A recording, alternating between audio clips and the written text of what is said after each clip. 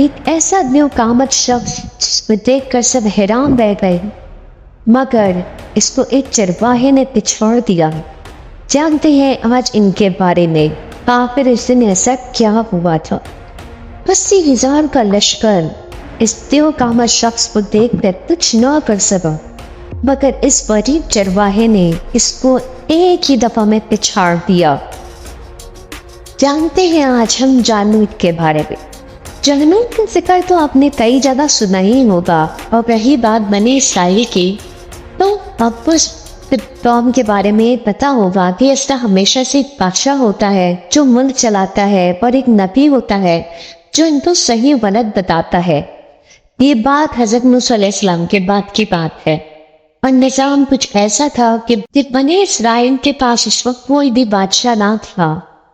اس وقت ان میں حضرت شمائیل علیہ السلام نبوت کے عہدے پر فائز تھے۔ اس وقت بنی اسرائیل کے پڑوس میں ایک کاربر قوم آباد تھی جسے کنانے یا مالکا کہتے تھے۔ انہوں نے بنی اسرائیل پر حملے کرنا شروع کر دیے۔ یہ قوم مصر کے ساحلی علاقے میں آباد تھی۔ ان لوگوں کا ایک سردار تھا جس کا نام جالوت تھا۔ جالوت نے بنی اسرائیل سے زمین دبوچ کر ان پر قبضہ کر دیا۔ ان لوگوں نے بنی اسرائیل سے تابوت سکینہ بھی کھینچ لیا تھا، اور طرح طرح کے ظلم ڈھانے لگے۔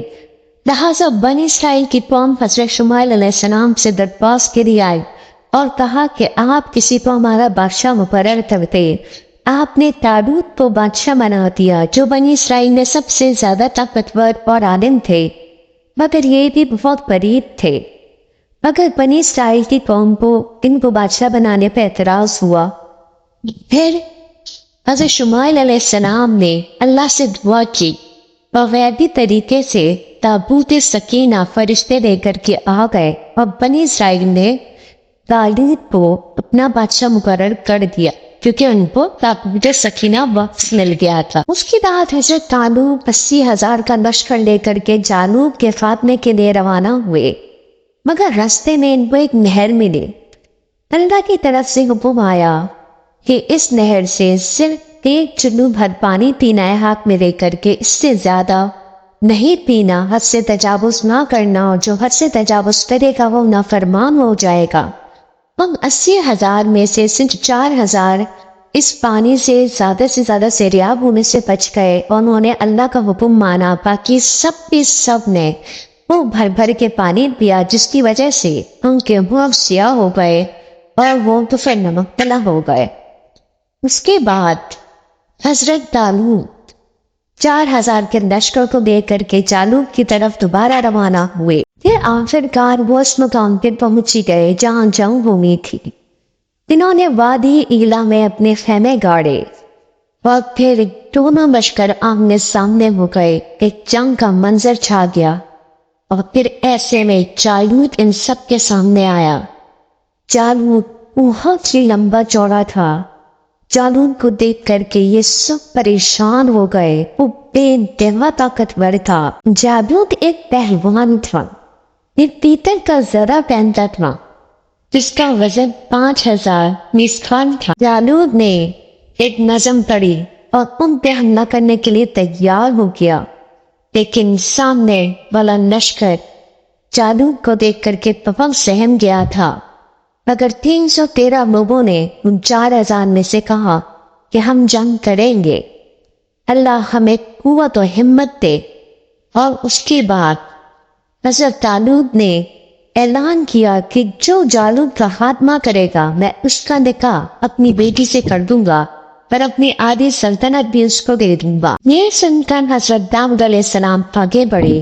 حضرت داؤد علیہ السلام عمر میں بہت ہی چھوٹے اور کمزور تھے۔ وہ بکریاں چرایا کرتے تھے اور بہت ہی مشکل سے ان کا گزر بسر ہوتا تھا۔ جب جالوت نے حضرت داؤد علیہ السلام کو اپنی طرف بڑھتے ہوئے دیکھا تو جالوت نے کہا کہ چلا جاتی بہت ہی کمزور ہے، میں تجھ سے لڑنا پسند نہیں کرتا۔ لیکن حضرت داؤد علیہ السلام نے کہا کہ میں تجھ سے لڑنا پسند کرتا ہوں۔ اور پھر یہ ہوا کہ حضرت داؤد علیہ السلام نے ایک چھوٹے سے پتھر کو اپنے بھون میں رکھا اور اس پتھر کو چلا دیا، اور جیسے ہی وہ پتھر انہوں نے پھینکا جالوت پہ تو جالوت کے سیدھا سر پہ جا کے وہ پتھر لگا اور آخر میں وہ پتھر سیدھا بھیجے سے آر پار ہو گیا جالوت کے اور جالوت زمین میں جا کے سیدھا گر گیا اور اسی وقت وہ ختم ہو گیا اور جالوت کا سارا لشکر بھاگ نکلا اور ان کی فتح ہو گئی اور آخر کار حضرت طالوت نے حضرت داؤد علیہ السلام کا نکاح اپنی بیٹی سے کر دیا اور اپنی آدھی سلطنت بھی ان کو دے دی اور اس طرح سے جالوت اپنے انجام کو پہنچا۔ اگر میری یہ ویڈیو پسند آئی ہو تو میری ویڈیو کو لائک کر دیجیے گا، میرے چینل کو سبسکرائب کر دیجیے گا۔